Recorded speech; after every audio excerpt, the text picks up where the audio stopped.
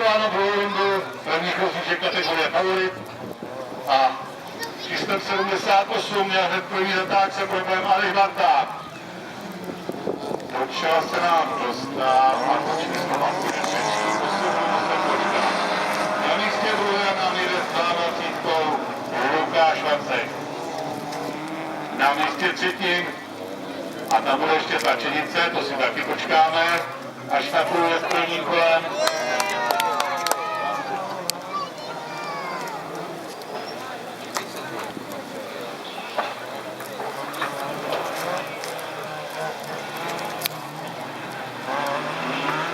Takže koho tu máme na tom prvním místě?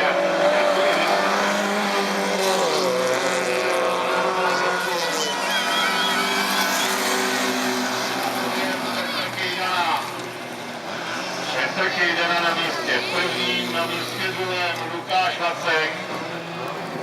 Na místě třetím se nám vykrystalizoval 86. No. 26, pardon. Pavel Komůrka. 28. přestaje plus Martina Strnada. Takže stanoviště číslo 3 nám pokračoval na 4. místě, bohužel za stanoviště číslo 3 nám postoupil z této rozjížďky. A tady máme další utržené kolo u vedoucího jezdce. Petra Kejdaný, Lukáš Vacek.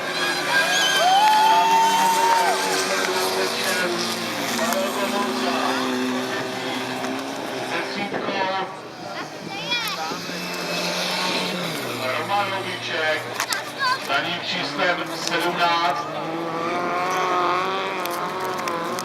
Honza Růžička.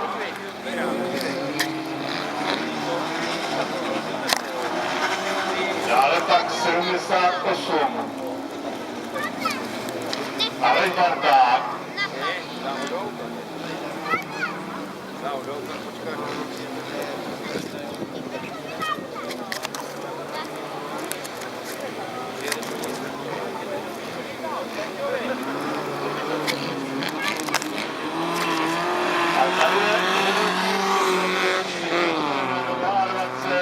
Lukáš Vacek.